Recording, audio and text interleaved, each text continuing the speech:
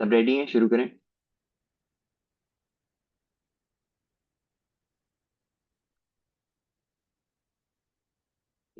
मैं एक्सपेक्ट करूंगा कि आप लोग थोड़ा सा जो चैट रिस्पॉन्स है वो उसके अंदर थोड़ा सा एक्टिव रहें। इससे आइडिया होता रहता है कि हम लोग जो है ना हमारी पेस चल रही है और सब इन्वॉल्व हैं।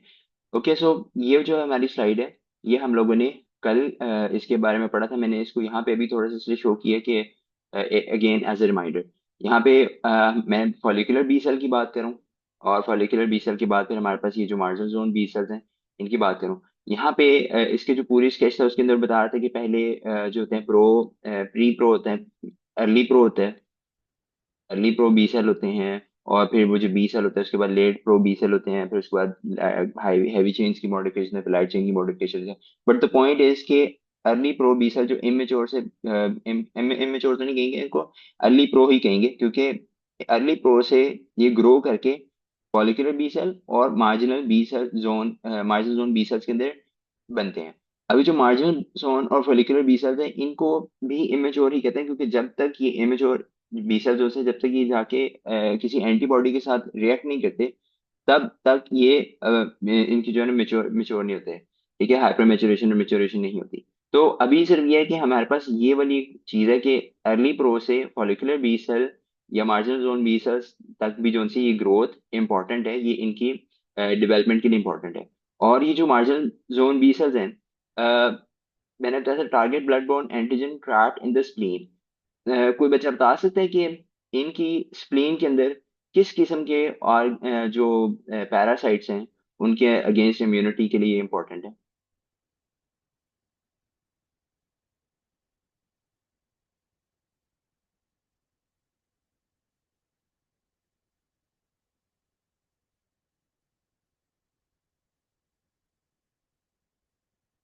एनकैप्सुलेटेड स्टेप, हाँ जी एनकैप्सुलेटेड है स्टेप, जो है स्टेप निमो वो भी इनकैप्सुलेटेड है। तो एनकैप्सुलेटेड उनको कहते हैं। ठीक है, उसमें हमारे पास ये निमोकोका है, एच इन्फ्लुएंजा बी और मेनिंजोकोका जॉनसन, ये सबसे ज्यादा इंपॉर्टेंट।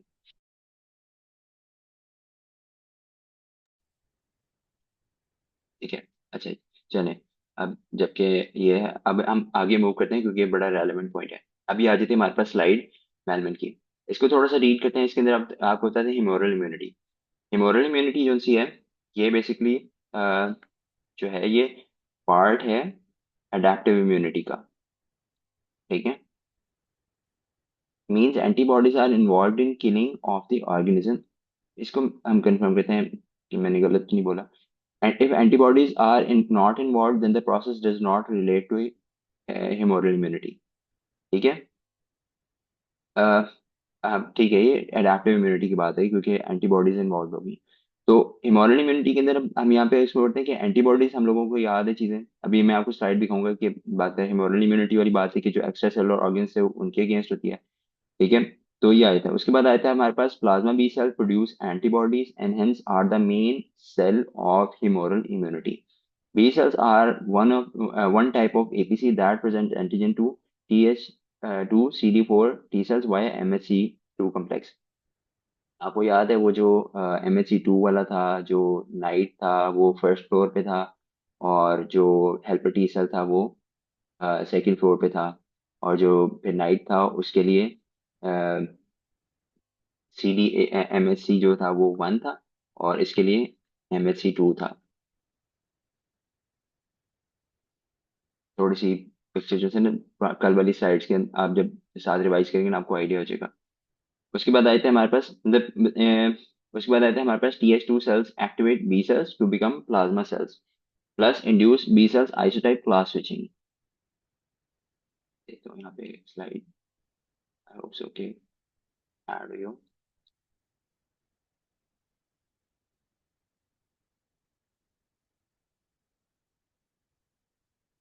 ये देख रहे हैं यहाँ पे जो बताया था हीमोरल इम्यूनिटी, ये थी हमारे पास इनेट इम्यूनिटी। सबको नजर आ रही है ना स्लाइड?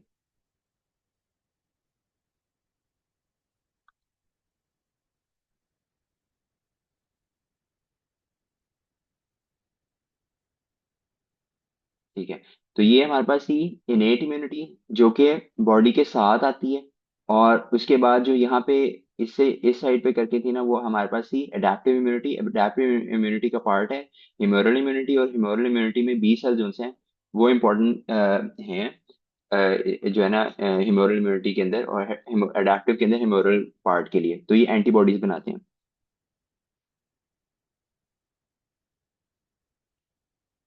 इसके अंदर बहुत सारी स्लाइड्स हैं, उसको अभी मैं ऐड नहीं कर सकता, लेकिन आपको ये याद आ जाए कि इंड्यूस बी सेल आइसोटाइप, और यहाँ पे मैं थोड़ा सा इसको कर देता हूँ। ये देखें प्लाज्मा सेल्स, और प्लाज्मा सेल के साथ sorry B cell, B cell से प्लाज्मा सेल, प्लाज्मा सेल से फिर मेमोरी बी सेल, और ये वाली चीजें एक्टिवेशन वाली स्लाइड में उसके हो जाते हैं।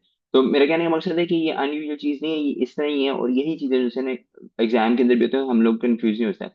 अब CD40 और CD40 इंटरेक्शन के अंदर वो जो आपको बताया था कि जो बी सेल जब इधर बैठा होता है, वो दे रहा होता है साथ हेल्पर टी सेल को, ड्रैगन का हेड प्रेजेंट कर रहा होता है, फिर जो ड्रैगन इधर जो हेल्पर टी सेल होता है वो एक 40 पाउंड वाला जो होता है वो उसके पास एक लगेज सा होता है, और वो वहां से साइटोकाइन रिलीज कर रहा होता है। तो ये वो वाली जो चीज है वो है। लेकिन अगर आपको स्केच नहीं याद, आपको वैसे ही याद करना, तो हम लोगों ने बेसिकली बी सेल की जो एक्टिवेशन है उसके अंदर CD40 और CD40 की इंटरेक्शन के बारे में पढ़ा हुआ है।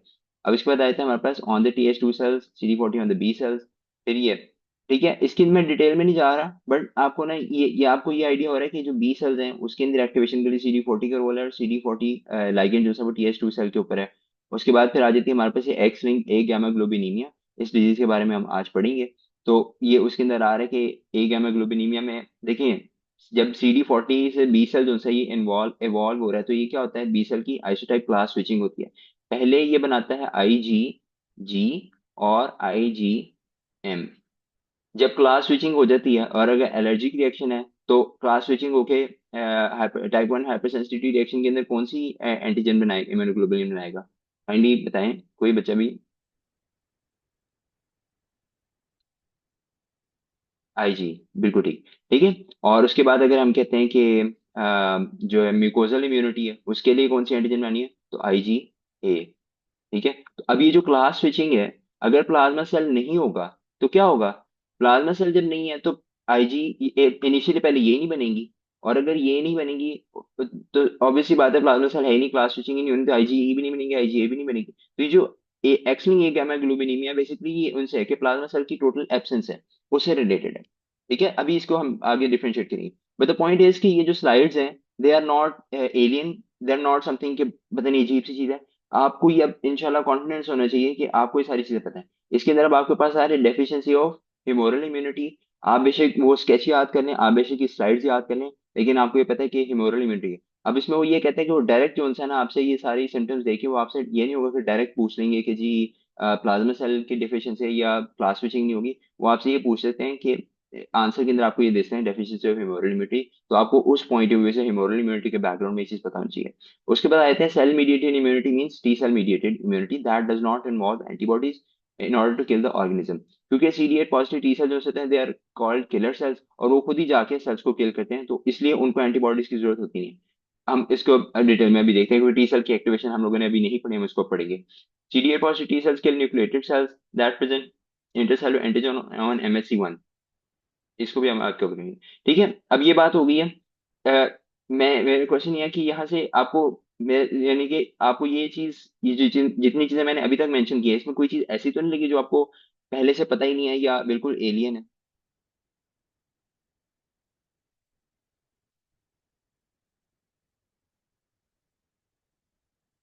ठीक है। चलें। अब हम ये वाले जो है, ये स्लाइड मैंने अगेन जिसने बिल्कुल रिवीजन के लिए बता रहा हूँ, यहाँ पे हम लोगों ने ये स्लाइड्स भी की हुई है कवर। इसके अंदर आपको मैंने बताया था FOXP3 जो सी होती है, ये रेगुलेटरी टी सेल के ऊपर एक्सप्रेस होती है, और ये FOXP3 जो है रेगुलेटरी टी सेल्स को इंक्रीज करवाती है। उसके बाद हमने पढ़ा था कि IL-2 जो है वो भी रेगुलेटरी टी सेल्स की प्रोलिफरेशन को होता है, उनको एनहांस करवाता है। और रेगुलेटरी टी सेल्स क्या करते हैं, बेसिक इनका फंक्शन क्या है कि इम्यून सिस्टम को डिक्रीज करते हैं या सुप्रेस करते हैं, उसको कहते हैं भाई स्लो डाउन हो जाए, ठहर जाए, बस बहुत ज्यादा इन्फ्लेमेशन भी नहीं करनी। और इसके लिए कौन से इम्यूनोग्लोबुलिन बनाते हैं ये, सॉरी साइटोकाइन बनाते हैं ये? उसमें हमारे पास है TGF beta, TGF beta, IL-10 और IL-35, और उनको रोकने वाला कौन सा? IL-6। ठीक है जी। इसलिए मैं इसके अंदर नहीं जा रहा हूँ, और इनकी एब्सेंस से डिजीज होती है आईपेक्स। आईपेक्स की जो डायग्नोसिस है उसके अंदर हमारे पास आता है कि डायबिटीज, इन अ मेल इन्फेंट आती है। बेसिकली प्रेजेंटेशन ये है, उसके साथ आपको डर्मेटाइटिस, नेल डिस्ट्रोफी और ये चीजें, और जो है ना पॉली एंडोक्राइनोपैथी के अंदर ये डायबिटीज आ गई, ठीक है। ये चीज आती है इसके अंदर। फिर ये है कि जो है ना, ये आपको मैंने बताया कि ये क्वेश्चन डायरेक्ट बहुत ही कम होगा कि आपको डायरेक्ट टाइपेक्स पूछी जाए या डायरेक्ट आपको सिर्फ सिम्टम्स देख दें। आपसे जब ये क्वेश्चन वो पूछेंगे तो आपसे टी रेगुलेटरी सेल्स का वो सिनेरियो बनाएंगे और आपको हिंट करेंगे कि इम्यून सिस्टम को सप्रेस करने वाली जो है वो जो सेल्स है कौन सा है। उसके लिए वर्ड एटीन्यूएट भी यूज करते हैं। तो इस तरह की चीजें जो है साइटोटॉक्सिक टी सेल जो है इसके बारे में अब अगली स्लाइड में हम आएंगे। अब जी हमारा असल लेक्चर जो है ना अब शुरू हो जाता है यहाँ से। इसके अंदर हमारे पास आता है कि टी सेल्स जो है ना, हम लोगों ने बी सेल्स की प्रोलिफरेशन के बारे में पढ़ लिया कि ठीक है जी, बी सेल्स बनते हैं, उसको जब एंटीजन प्रेजेंट की जाते हैं तो आइदर प्लाज्मा सेल बन जाते हैं या फिर वो मेमोरी बी सेल बन जाते हैं। उसको हमने सॉर्ट ऑफ थोड़ा सा पढ़ लिया था एक्टिवेशन के लिए। लेकिन अब यहाँ पे बारी आ जाती है टी सेल की। सबसे पहले आती है टी सेल की सिलेक्शन। थाइमस के अंदर क्या होता है, पहले ब्लड, ये टी सेल्स बनते हैं कहाँ पे हैं, बोन मैरो के अंदर। बोन मैरो के अंदर बने हैं, अभी इनका प्रीकर्सर सेल्स हैं, इनका भी कोई पता नहीं कि आगे क्या होगा। लेकिन जब ये थाइमस में जाएंगे वहां पे जाके मेच्योर होंगे। मेच्योर के अंदर फिर आपके पास ये इसमें बताया हुआ है कि पहले क्या होते हैं, जो सेल्स होते हैं उनके ऊपर देखें। टी सेल हमारे पास या तो होने हैं CD8 पॉजिटिव, या फिर होने हैं CD4 पॉजिटिव। तो थाइमस के अंदर पहले जो सेल बनते हैं उनके ऊपर ये दोनों ही सेल सरफेस मॉलिक्यूल्स होते हैं। फिर क्या होता है कि इन दोनों मॉलिक्यूल्स को चेक किया जाता है कि ये जो दोनों मॉलिक्यूल्स की सरफेस है, इसके अंदर जो TCR है वो सेल पेप्टाइड को रिकॉग्नाइज करता है या नहीं करता। यहाँ पे आता है keep T cell, thymus cortex के अंदर हो रहा है, keeps T cell that recognize cell peptides to allow for cooperation in immune response. अगर वो सेल पेप्टाइड को रिकॉग्नाइज कर लेते हैं तो इन डबल पॉजिटिव के अंदर क्या होता है कि उनको ग्रीन सिग्नल दे दिया जाता है, उनको सर्वाइवल सिग्नल मिल जाता है, ठीक है। TCR that recognize cell peptide MHC complex receive a survive signal, ये आ जाती है हमारे पास पॉजिटिव सिलेक्शन। उसके बाद आती है हमारे पास नेगेटिव सिलेक्शन। अभी जो CD4 पॉजिटिव हो रही है उसके अंदर आपके पास आ जाती है एक 8 पॉजिटिव अलहदा हो जाता है और 4 पॉजिटिव अलहदा हो जाता है। इनमें से देखा जाता है कि जो अगर तो ये बहुत ज्यादा टाइटली बाइंड कर रहा है, अगर तो टी सेल का जो बहुत ज्यादा सेल पेप्टाइड से बहुत ज्यादा टाइटली बाइंड करे, क्योंकि हम चाहते हैं कि वो लाइटली बाइंड करे और जो हमारे सेल की जो पेप्टाइड्स है उनको रिकग्नाइज कर ले, बट उनको पकड़ के ना डिस्ट्रॉय ही ना करना शुरू कर दे। तो इसलिए अगर वो टू स्ट्रांगली जो उनके साथ बाइंड करेगा तो फिर क्या होगा, नेगेटिव सेपरेशन होगी। उसके अंदर क्या होगा, apoptosis, they will undergo apoptosis. तो thymocytes expressing TCRs with high affinity for self antigens undergo apoptosis or become regulated T cell. या तो फिर वो रेगुलेटेड टी सेल बन जाते हैं या फिर एपोप्टोसिस से दो रास्ते उनके पास बन जाते हैं। उसके इसके अंदर आपके पास है ऑटो इम्यून रेगुलेटर प्रोटीन जो सी है, ये प्रोटीन है दैट ड्राइव्स नेगेटिव सिलेक्शन।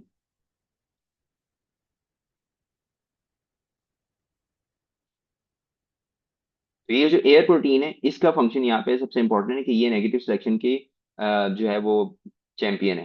तो ये क्या होगा, इसकी अगर डेफिशिएंसी होगी तो इसके अंदर होगा ऑटो इम्यून पोली एंडोक्राइन सिंड्रोम है, जिसको CHAR के नाम से याद रखते हैं।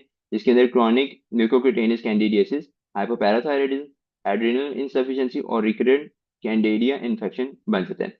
इसके अंदर जो है ना, ये ऑटो इम्यून पॉलीक्राइन एंडोक्राइनोपैथी में क्वेश्चन आता है कि हाइपोपैराथायराइडिज्म मतलब, वैसे ही मैं बता रहा हूँ एग्जाम ही नहीं आता, लेकिन हमारे जहन में था हाइपोपैराथायराइडिज्म का इसके साथ क्या ताल्लुक है।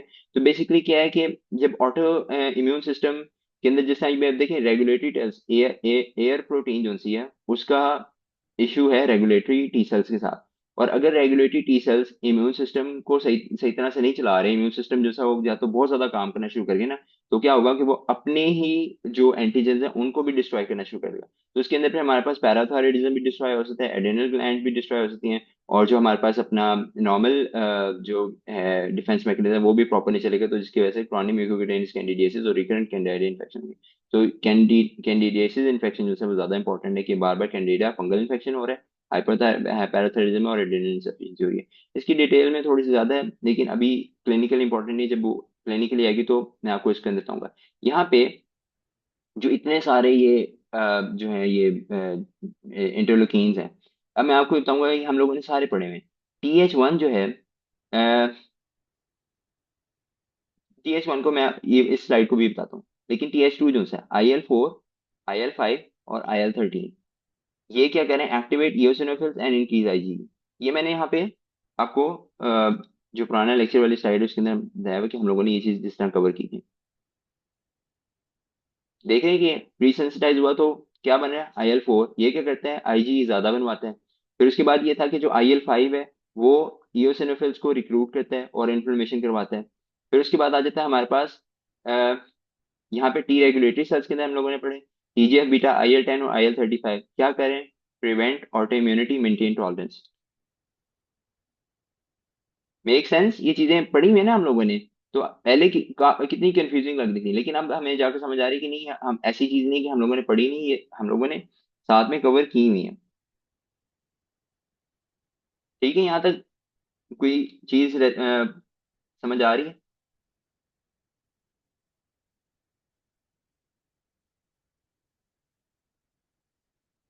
बाकी सब भी यहाँ तक बात समझ आ गई?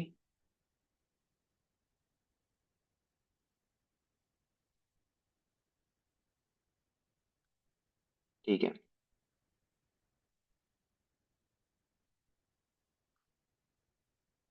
अच्छा, अब ये जो है ना, ये वाली स्लाइड है, ये थोड़ी सी इंपॉर्टेंट है, और किस तरह से इंपॉर्टेंट है मैं आपको बताता हूँ।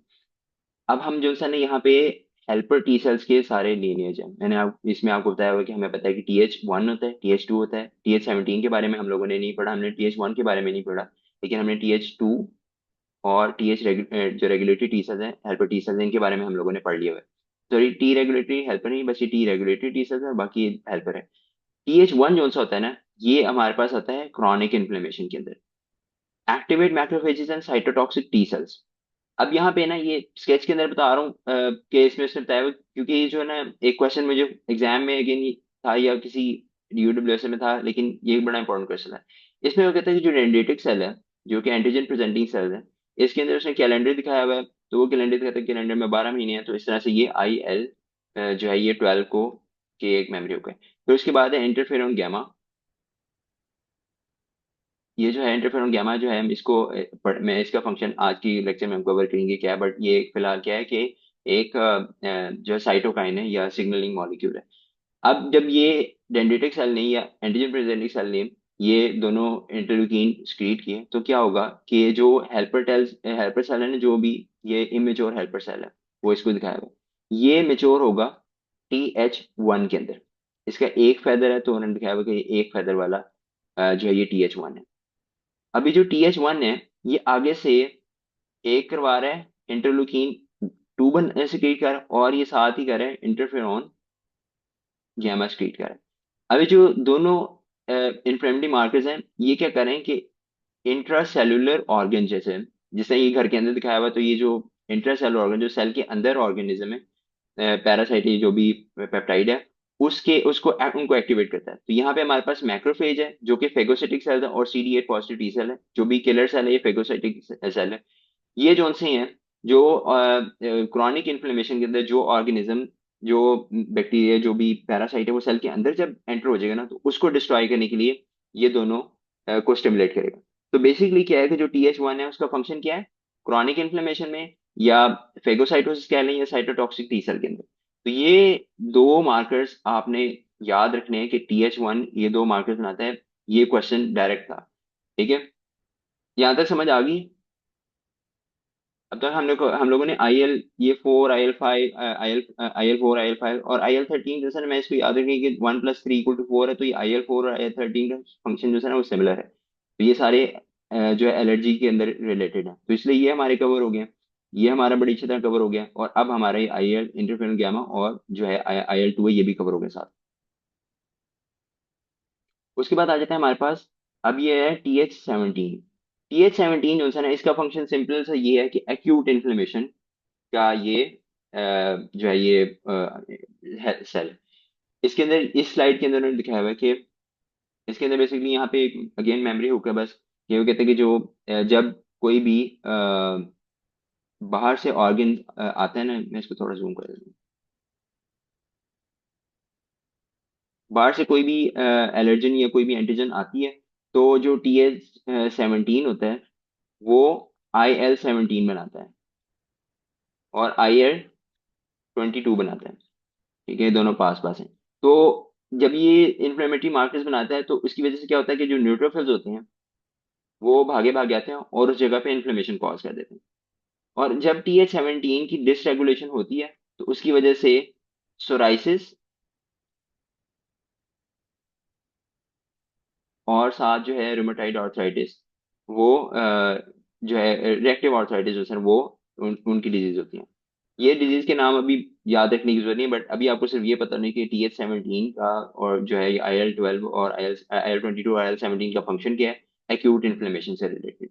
इतना याद रह जाएगा कि जब मैं कभी बोलूँ IL-17 जो TH17 है उसका क्या फंक्शन है तो आप लोग बता सकेंगे।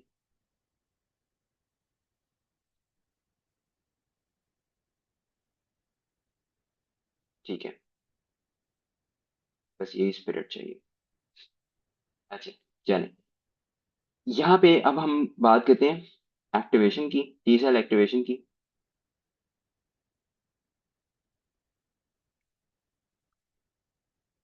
टी सेल जो एक्टिवेशन है बेसिकली हमारे पास अब, मैं बल्कि रिडंडेंसी अब इसमें नहीं करता, लेकिन मैं ये कि जो CD8 पॉजिटिव टी सेल हैं देर किलर सेल्स, और वो जाके जो भी मोस्टली वायरस इन्फेक्टेड सेल्स हैं, ये कैंसर सेल्स हैं, उनको डायरेक्टली किल करते हैं। ये टी सेल का फंक्शन है। अब ये किस तरह करते हैं इसको हम देखते हैं कि अब ये बी सेल एक्टिवेशन और टी सेल एक्टिवेशन की दोनों की कॉमन बात है कि एंटीजन प्रेजेंटिंग सेल हैं, जिनमें बी सेल्स हैं, डेंड्रिटिक सेल्स हैं, लैंगरहैंस सेल्स हैं। ये लैंगरहैंस सेल्स जो से ये मैक्रोफेजेस की टाइप है जो कि स्किन के अंदर होती हैं, तो उस तरह की हैं। ठीक है, एंटीजन प्रेजेंट डेंड्रिटिक सेल्स की तरह के सेल्स हैं बट स्किन के अंदर होते हैं।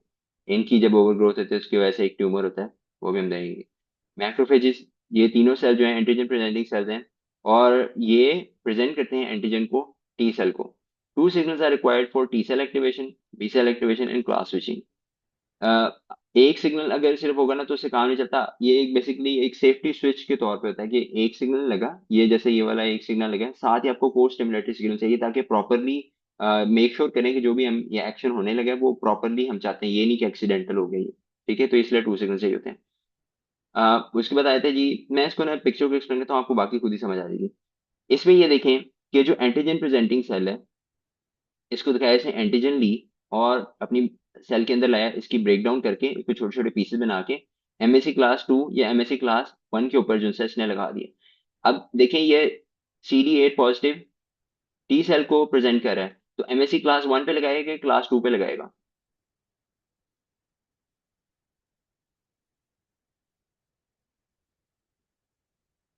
क्लास 1 पे लगाएगा।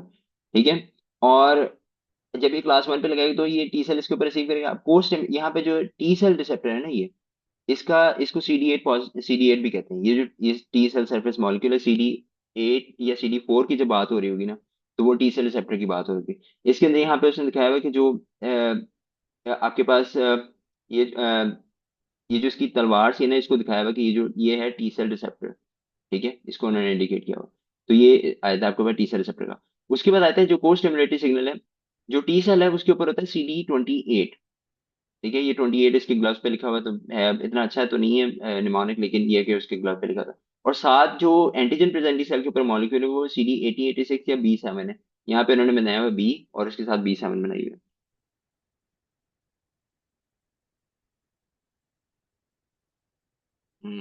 Excuse me guys.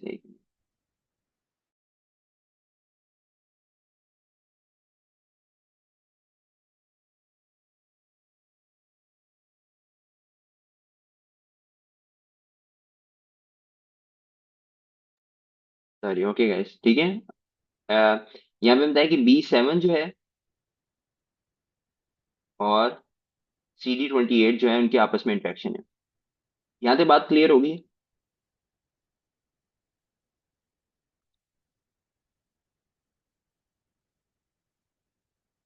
ठीक है, मुझे लगा मैं बहुत ज्यादा स्टॉप कर रहा हूँ चीजों को, तो थोड़ा स्पीड अप करना चाहिए। खैर, मेरा कहने का मकसद ये है कि आपको बस यहाँ पे ये थोड़ा सा इंपॉर्टेंट पार्ट था, यहाँ से आपको जो है ना बस ये चीजें बतानी चाहिए कि B7 की बात है, CD28 है। ये जो है ये जो ये इनके सेल मॉलिक्यूल्स हैं, ये क्वेश्चन के अंदर हमें कंफ्यूज करने के लिए आते हैं। But you get the idea कि सबसे पहले क्या होगा, टी सेल रिसेप्टर MHC के ऊपर जो एंटीजन है उसको रिकॉग्नाइज करेगा, साथ पोस्ट स्टिमुलेटरी सिम्टम्स है CD28, और साथ B7 या CD80 और 86 का आपस में इंट्रैक्शन होगा। उसकी वजह से क्या होगा, ये जो टी सेल है ये एक्टिवेट हो जाएगा। इसमें अब ये क्या होगा कि ये जो CD8 पॉजिटिव टी सेल है, अगर तो ये सेल वायरस इन्फेक्टेड होगा ना, जिस तरह दिखाया हुआ है कि इसको जी इसके ऊपर जादू हुआ है, और ये सेल अगर तो ये सेल वायरस इन्फेक्टेड होगा ना, तो जो एंटीजन ये प्रेजेंट करेगा, CD8 पॉजिटिव ट्रेंड है उसको रिकग्नाइज करने के लिए, अगर तो वो सेल्फ एंटीजन है, हमारी बॉडी के पेप्टाइड है, तो ये सेल इसको कुछ भी नहीं कहेगा। लेकिन अगर वो सेल हमारी बॉडी के पेप्टाइड नहीं है और वायरस क्या है, तो फिर क्या करेगा, ये सेल उसको किल करेगा। वो किल किस तरह करेगा उसके बारे में बात बताता हूँ। दूसरी चीज होती है, ये इसके कैंसर क्रैब वाला क्या होता है कि कैंसर, अगर कैंसर सेल है तो उस केस के अंदर भी ये जो एंटीजन होगी कैंसर वाली प्रोटीन होगी, कैंसर वाली प्रोटीन को रिकग्नाइज करेगा, तभी क्या करेगा, ये उसको डिस्ट्रॉय कर देगा, ये किल कर देगा। ठीक हो गया, ये बात आ गई। उसके बाद आ जाता है हमारे पास यहाँ पे अ, इसके अंदर आपको बता दूं, अब यहाँ पे ये इतनी बात क्लियर होगी कि रिकग्नाइज कैसे करें।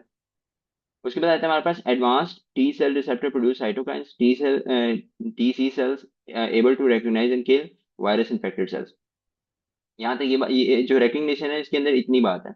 इसके बाद जो है ना किलिंग के जो प्रोसेस के अंदर उसको हम देते हैं। अब टी सेल की ये जो स्लाइड है, ये क्या आता है कि T cell mediated immunity, cell mediated immunity के अंदर टी सेल का बहुत इंपॉर्टेंट रोल है। उसके बाद आता है आपका CD4 positive T cell help B cells make antibodies and produce cytokines to recruit phagocytes and activate other leukocytes. T cell की दूसरी टाइप की बात करें, CD8 पॉजिटिव तो डायरेक्ट डिस्ट्रॉय करते हैं, लेकिन जो CD4 पॉजिटिव है हेल्प करते हैं, वो जो भी एंटीबॉडीज अपने पास आती है वो CD बी सेल को जो है वो एक्टिवेट करते हैं कि वो मजीद एंटीबॉडीज बनाए और इम्यून जो डिफेंस का प्रोसेस को मजीद आगे लेके चले। Type 4 hyper sensitivity reaction, acute और क्रॉनिक सेलुलर ऑर्गन रिजेक्शन के अंदर हमारे पास टाइप 4 यानी कि जो सेल टी सेलर है वो उनका रोल है। अब मैं यहाँ पे थोड़ा सा ब्रेक लेता हूँ, और यहाँ पे मैं थोड़ी सी क्वेश्चन आंसर करता हूँ, ताकि हम लोगों को एक चीज पता चले। टाइप 4 हाइपर सेंसिटिविटी रिएक्शन जो है इसके अंदर हमारे पास क्या है, सेल जो है ना सेल इन्वॉल्व है। टाइप 1 और 2 और 3 जो है उसके अंदर कोई कोई भी वजह बताए कि टाइप 1 के अंदर कौन सी चीज इन्वॉल्व है, टाइप 2 के अंदर कौन सी होती है, टाइप 3 के अंदर कौन कौन सी जो है वो प्रोडक्ट्स इन्वॉल्व होती हैं।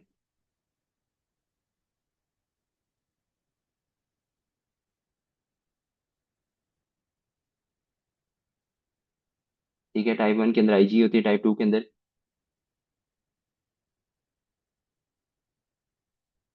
IgM IgG, very good.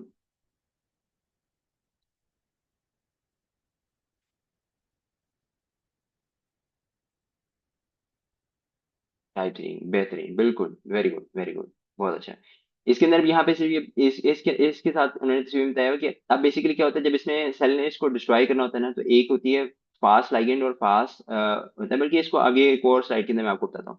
Well इसमें ये बताया हुआ है कि जो TH positive TH1 T cell होता है ना, वो IL2 रिलीज करता है, और वो जो IL2 है वो भी CD8 पॉजिटिव टी सेल की जो है वो इनको इनकी इनके इनकी डिवीजन करवाता है, और इनका जो इनकी तादाद है उसको बढ़ाता है।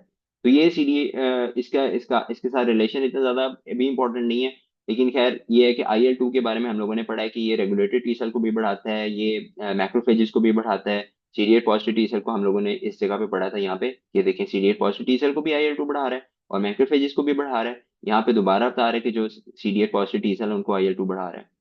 ठीक है, इससे ज्यादा इसके ऊपर हम टाइम जाया नहीं करते।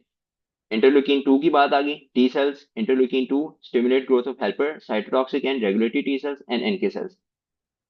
ठीक है, ये मैंने पेज नंबर दिए हुए हैं, आप लोगों ने ये सारी जो पेज नंबर दे रहा हूँ अपनी फर्स्ट शीट के ऊपर आपने प्यारा सा इसको हाईलाइट कर देना है, और साथ मार्क लगा देना, बेशक आप स्टार लगा दें, बेशक स्टार इस तरह लगा दें, ताकि आपको ये बताओ कि ये वाला पार्ट आप लोगों ने पढ़ लिया, और जो बाकी चीजें मिसिंग है उसको हम साथ साथ कवर करेंगे। इंटरल्यूकिन 3 जो है इसका यहाँ पे ज्यादा जिक्र नहीं है, बट ये है कि growth and differentiation of bone marrow stem cell function like GM CSF। ये जब इसकी अलहदा बारी आएगी ना, जब हम इसको स्टडी करेंगे हेमाटोलॉजी में, तो फिर मैं वहां पे इसको करवाऊंगा, इसलिए इसको फिलहाल आप लोग स्किप कर सकते हैं। अब यहाँ पे हमारे पास जो है ना सेल्फ सरफेस प्रोटीन का जो ये मैंने चार्ट है इसके साथ इसलिए इंक्लूड किया क्योंकि हम लोगों ने इस प्रोसेस के साथ इनको पढ़ लिया, और यहाँ पे अब हम लोगों ने थोड़ा सा याद रखना है, इसके अंदर जो हम लोगों ने पढ़ लिया उनको आपने हाईलाइट करना है कि TCR जो उनसे होते हैं वो टी सेल के ऊपर सरफेस के ऊपर मौजूद होती हैं। दे बाइंड एंटीजन MHC कॉम्प्लेक्स, ये हम लोगों को पता लग गया। CD3 जो है इसके इस बारे में अभी हमने नहीं पढ़ा कि they are associated with TCR for signal transduction. अभी हमने नहीं पढ़ा, लेकिन इसको पढ़ेंगे, बाद में पढ़ेंगे तो इसको कह लेंगे, इसको हाईलाइट करना रहने दे। लेकिन हमने CD28 को पढ़ लिया कि this binds to B7 on APC। और उसके बाद आए थे हेल्पर टी सेल के ऊपर। हेल्पर टी सेल के ऊपर हम लोगों ने CD40 लाइगेंड के बारे में पढ़ लिया। और ये जो CXCR और CECR5 है, इसको हम HIV में पढ़ेंगे, यहाँ पे नहीं है, इसलिए मैं इसको भी इसको डिस्कशन करना छोड़ रहा हूँ। CD8 टी सेल के ऊपर, CD साइटोटॉक्सिक टी सेल के ऊपर CD8 पॉजिटिव होता है, ये हम लोगों को पता लगे। रेगुलेटरी टी सेल के ऊपर CD25 होता है, CD4 होता है। ये हमने अभी इसके अंदर जो स्लाइड्स वगैरह थे उसके अंदर मेंशन नहीं था। बट ये एक नई चीज़ है कि जो आपके पास रेगुलेटरी टी सेल है उसके ऊपर होता है CD25 और CD4। ये आपको थोड़ा सा याद करना पड़ेगा क्योंकि हम लोगों ने पढ़ लिया, लेकिन ये कहीं पे भी मेंशन हुआ नहीं।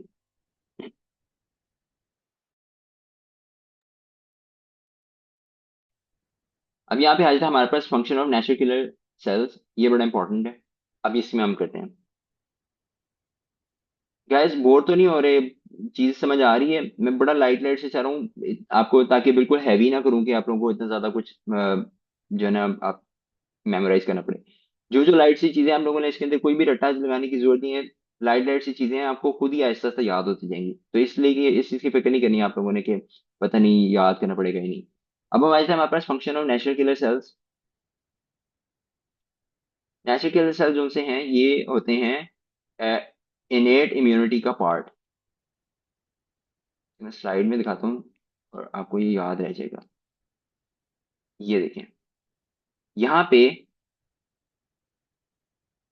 हम लोगों ने इस इमेज के साथ कवर किया था। आई होप सो कि इमेज के साथ ने जो है ये याद करना जरा आसान हो जाता है।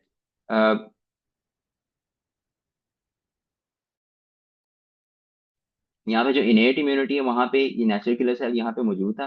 लेकिन इसका जो बाकी सारा था ना इमेज, वहां पे कहीं पे भी नेचुरल किलर सेल की बात नहीं थी। तो इसलिए हमें सिर्फ ये पता चलता है कि इनेट इम्यूनिटी के अंदर नेचुरल किलर सेल का रोल है। बाकी जो अडाप्टिव है या ह्यूमोरल इम्यूनिटी है उसके अंदर नेचुरल किलर सेल का रोल नहीं है। अब होता है ये है कि जो नेचुरल किलर सेल्स होते हैं ये क्या करते हैं कि they use perforin and granzymes to induce apoptosis of virally infected cells and tumor cells. Basically जो function है CD8 positive T cell वाला function है। Their activity is enhanced by IL-2, IL-12, interferon alpha and interferon gamma। अभी इनको मैं आपको ये याद करवाता हूँ। Induced to kill when exposed to non-specific activation signal of on target cells and or to an absence of an inhibitory signal such as MSC on target cell surface। Basically ये बताता है कि लेट्स से कि ये एक cell है जो virus infected है या फिर कैंसर सेल है। अब ये जो नेचुरल किलर सेल है ये आएगा इसके पास और इसको कहेगा भाई अपना MHC1 दिखाओ। अब ये MHC1 जो है ये करेगा MHC1 के ऊपर ये या तो कैंसर, अगर तो ये नॉर्मल सेल है तो फिर ये नॉर्मल प्रोटीन दिखा देगा। NK सेल जो है उसको रेकग्नाइज करेगा नॉर्मल प्रोटीन को और कहेगा ठीक है भाई तुम्हारा जो है ना इसका जो है ना इसका जो किलिंग आप कह लें कि सिग्नल है वो एक्टिवेट नहीं होगा। अगर ये कैंसर प्रोटीन आएगी तो फिर क्या होगा, इसका जो एपोप्टोसिस वाला सिग्नल है वो एक्टिवेट होगा और ये सेल को डिस्ट्रॉय कर देगा। या फिर अगर वायरस प्रोटीन आएगी तभी इसको डिस्ट्रॉय कर देगा। सो एनके सेल जो है वो ज्यादा पूछ कुछ नहीं करेगा, डायरेक्ट पूछेगा। अगर MHC, और तीसरी चीज है कि अगर MHC ये दिखाता ही नहीं है तो उसको पता लग जाएगा कि झूठ बोल रहा है इसके पास MHC, यानी कि अपना ने बताना नहीं चाह रहा वो। तो उस केस में भी क्या करेगा, इसको डिस्ट्रॉय कर देगा। अब इसको पढ़ लेते हैं हम यहाँ पे। Induce to kill when expose to a non specific activation signal on target cell. Activation signal आया है, कोई भी स्पेसिफिक नहीं है। जैसे नॉन स्पेसिफिक एक्टिवेशन सिग्नल है, जैसे कैंसर सेल वाला है नॉन स्पेसिफिक सिग्नल है, वायरस प्रोटीन वाला नॉन स्पेसिफिक सिग्नल है, या फिर MHC की एब्सेंस है, तो उस केस में भी क्या होगा, ये इंड्यूस टू किल किल कर देगा सेल को। उसके बाद आया था कि absence of an inhibitory signal such as MHC1 on target cell surface. अब ये जो इनहिबिटरी सिग्नल है basically normal cell plus MHC is equal to, ये इनहिबिटरी सिग्नल है NK सेल के लिए। ठीक है, तो ये कोई कॉम्प्लिकेटेड बात नहीं, बेसिकली ये बता रहा है कि एनके सेल को जब MHC1 और नॉर्मल आ जाएगी तो ये एज अ इनहिबिटरी सिग्नल काम करेगा और एनके सेल को अपना काम इसको डिस्ट्रॉय करने से रोक देगा। Also gives why antibody dependent cell mediated cytotoxicity CD16 bind FC region on bound IgG activating the NK cell. अब ये जो है ना बड़ा अच्छा पुराना हम लोगों ने इमेज पढ़ा था जिसमें वो ग्रैंड माँ जो थी उन्होंने एक ड्रैगन सा था, उसको एंटीबॉडी लगी हुई थी और उसके ऊपर लिखा हुआ था ईट मी, ऑप्शनाइजेशन हुई हुई थी, और इसके ऊपर यहाँ पे वो निंजा सा बैठा हुआ था और उसको डिस्ट्रॉय करा था। याद है थोड़ा सा? ये स्लाइड दिखाऊं?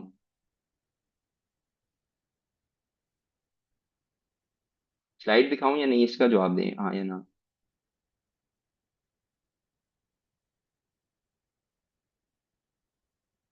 ओके, देखो इसके बारे में ये देखो।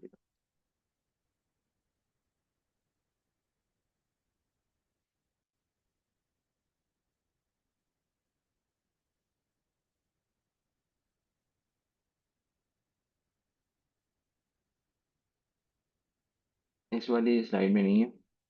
मैं इस इसको पढ़ा लो फिर आपको दिखाता हूँ। इसके ऊपर थोड़ा सा आ जाते हैं।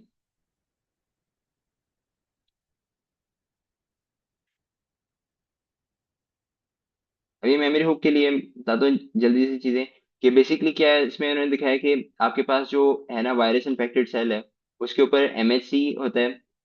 ये जिस टाइम ये वायरस इन्फेक्टेड सेल है और इसका जो एमएचसी टैग है वो मिसिंग है, तो या तो इसका टैग मिसिंग हो, या फिर क्या होगा कि इसके ऊपर एमएचसी जो सा है वो वायरल प्रोटीन एक्सप्रेस करेगा। होगा क्या कि जो सेल्स होता है ना, सेल इन्फेक्टेड होता है वायरस प्रोटीन से, वो सेल खुद से भी बनाता है इंटरफेरॉन अल्फा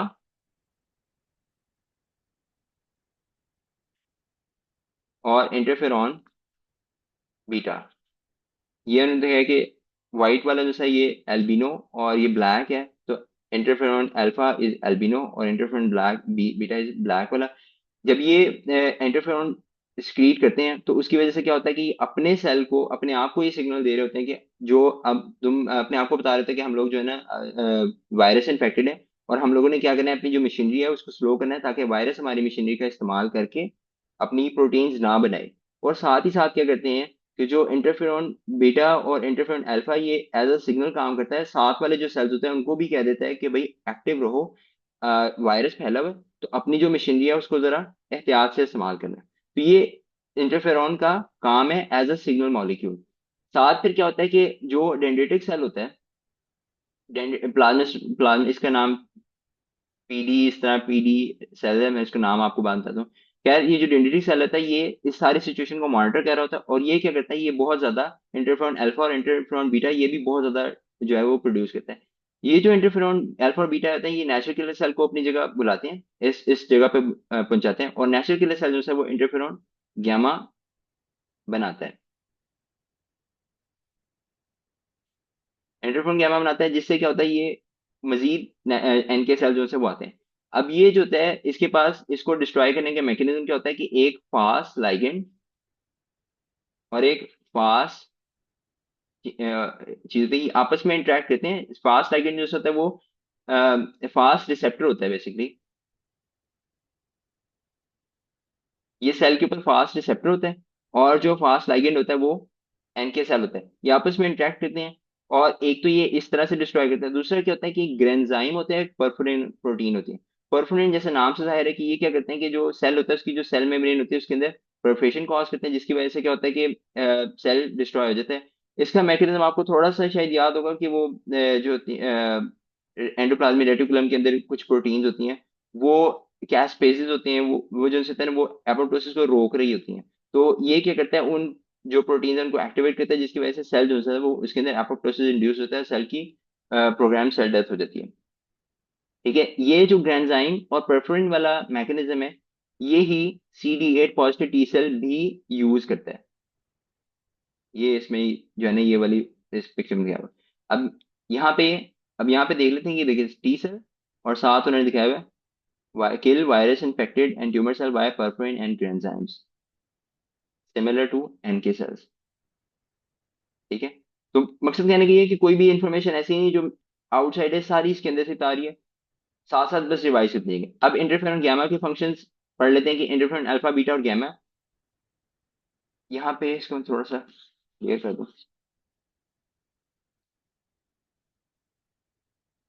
दे ये क्या कहते हैं, part of इनेट host defence, interfere with both RNA DNA virus Cells infected with the virus synthesize these glycoproteins, which act on local cells, priming them for viral defense.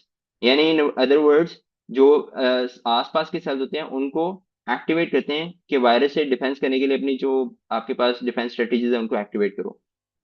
Bye किस तरह से कहते हैं, by down regulating protein synthesis. उनको कहते हैं कि अपनी जो प्रोटीन बनाना है उसको कम कर दो, क्योंकि जब वायरस हमारे सेल में आएगा तो वो अपनी प्रोटीन भी बनाएगा to resist potential viral replication and by up regulating MSC expression. MSC expression up होगा तो क्या होगा कि साथ वाले जो सेल्स होंगे, जो नेचुरल किलर सेल्स, जो सीडी पॉजिटिव टी सेल्स हैं, उनके लिए रिकॉग्नाइज करना आसान हो जाएगा to facilitate recognition of infected cells also play a major role in activating anti-tumor immunity, कि ट्यूमर इन्फेक्टेड सेल जो है वो उससे भी बचाने के लिए। इसके अंदर आपको पास आता है chronic hepatitis B virus, Kaposi sarcoma, cell leukaemia, condyloma acuminata, ये सारी चीजें। अभी आपको ये थोड़ी सी अजीबोगरीब सी चीज लग रही होगी, लेकिन आहिस्ता आहिस्ता साथ कवर कर लेंगे। बट द पॉइंट इज कि या तो वायरस है या फिर ये ट्यूमर्स हैं, तो वो ट्यूमर्स के साथ रिलेटेड है। मैं साथ ही इनको बाद में करूंगा। अभी ये जो इसकी एडवर्स इफेक्ट है, flu like symptoms, depression, न्यूट्रोपिनिया, myopathy, interferon induced autoimmunity, ये बेसिकली इंटरफेरॉन के एज अ मेडिसिन यूज करने पे जो सिम्टम्स आ रहे हैं ना, उसकी बात बता रहे हैं। तो ये फार्माकोलॉजी इस चैप्टर के एंड पे भी है, हम इसको वहां पे इसको डिटेल में पढ़ेंगे। यहाँ तक बात क्लियर हुई है?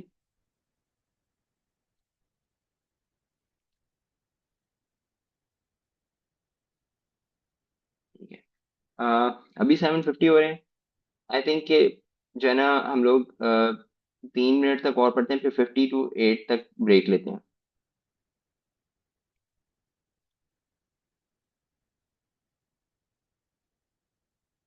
मैं इसमें से आपको मेन वाली ये चीज, ये वाली स्लाइड दिखाता हूँ। अब हम लोग जब पढ़ रहे थे तो हमारे पास टॉल लाइक रिसेप्टर की बात आई थी, और उस वक्त मैं आपको इसको एक्सप्लेन नहीं कर पाया था कि ये क्या होता है। बेसिकली टॉल लाइक रिसेप्टर्स क्या होते हैं, ये हर सेल के ऊपर जो है प्रेजेंट होते हैं, बी सेल के ऊपर खास तौर पे। अब ये जो टॉल लाइक रिसेप्टर होते हैं, बेसिकली इनका काम ये होता है कि ये आइडेंटिफाई करते हैं जो वायरस और बैक्टीरिया के अंदर जो प्रोटीन्स होती हैं ना, जो सिर्फ उन्हीं के अंदर होती हैं और ह्यूमन सेल्स के अंदर नहीं होती, उनको रिकॉग्नाइज करते हैं। उनको हम कहते हैं पैथोजन एसोसिएटेड मॉलिक्यूलर प्रोटीन्स। हाँ, पैथोजन एसोसिएटेड मॉलिक्यूलर पैटर्न कहते हैं इसको। ठीक है, पैथोजन एसोसिएटेड मॉलिक्यूलर पैटर्न, पैम्प होती हैं, प्रोटीन्स होती हैं। अब उसकी मिसाल इन्होंने दी हुई है कि जो आपके पास ये, मैं इसको थोड़ा जूम कर ही देता हूँ।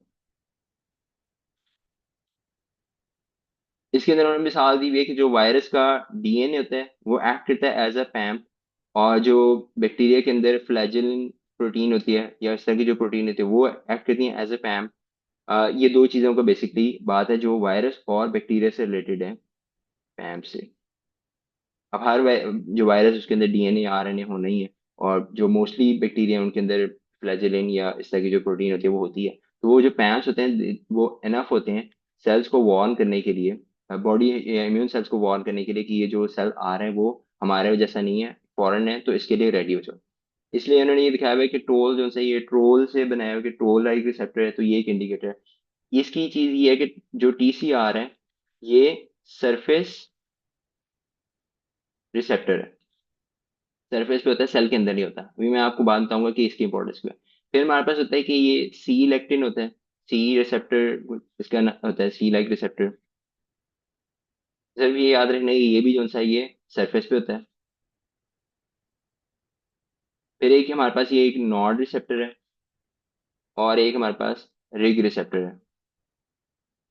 इन दोनों की ये स्पेसिफिक नाम याद रखने की जरूरत नहीं है, लेकिन बस ये याद रखना है कि ये जो टो लाइक रिसेप्टर है इसका आपको पता नहीं चाहिए कि ये सरफेस है, और मतलब एंडो सेल के अंदर भी होता है। लेकिन ये जो नॉड और रिग रिसेप्टर हैं ये सेल के अंदर होते हैं, ये सरफेस पे नहीं होते।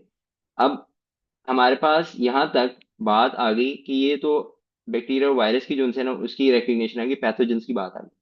अब हमारे पास आ जाता है, अगर कोई सेल है जो डिस्ट्रॉय हो गया है या वायरस इन्फेक्टेड हो गया, तो उसके अंदर क्या होता है, कुछ प्रोटीन होते हैं इसमें, जैसे ये आग लगे इसमें एक इंडिकेट करते हैं heat shock protein. Heat shock protein जो होती है वो सेल के अंदर एनक्लोज्ड होती है। जब सेल डिस्ट्रॉय होता है या डैमेज होता है तो क्या होता है कि जो हीट शॉक प्रोटीन है ये बाहर निकल आती है, और इसको जो टोल लाइक रिसेप्टर है वो रिकग्नाइज करता है। अब जब हीट शॉक प्रोटीन सेल के अंदर होगी तो सेल टोल रिसेप्टर के थ्रू जो है ना इम्यून सेल्स को पता होगा कि अभी तक कोई ऐसी परेशानी वाली बात है। लेकिन जब हीट शॉक प्रोटीन लीक हो जाएगी तो फिर क्या होगा, टोल सेल रिसेप्टर्स के थ्रू सेल्स इम्यून सेल्स को पता लग जाएगा कि कोई प्रॉब्लम है। इसलिए हम लोगों ने, अगर हम लोगों को ये सिग्नल मिल रहा है, जहां से सिग्नल मिल रहा है वहां पे या तो इन्फेक्शन है या वहां पे सेल की डिस्ट्रक्शन है, इसलिए जो सेल ये इस प्रोटीन को रिलीज करे उसको डिस्ट्रॉय कर दो। इनको कहते हैं damage associated molecular pattern, dam कहते हैं। तो ये इनकी इंपॉर्टेंस है टोल लाइक रिसेप्टर्स के लिए, कि जो ये टोल सेल लाइक रिसेप्टर्स है ये आइडेंटिफाई करते हैं इन प्रोटीन्स को, और सेल का जो इम्यून सिस्टम है उसको एक्टिवेट करते हैं। हम लोगों ने ये टोल सेल रिसेप्टर जो है ना, इसको बीच में कई दफा नाम आया, लेकिन हम इसको इतना प्रॉपरली आइडेंटिफाई नहीं कर पाए। ये बी सेल के अंदर ज्यादा था। वो अब दूसरी स्लाइड में आपको, जब ब्रेक के बाद आएंगे तो मैं आपको स्लाइड्स ऐड करके दिखाऊंगा। ठीक है। अब हम लोग आते हैं, अभी 782 है तो हम ऐसा करते हैं कि 805 तक वापस आते हैं। ठीक है।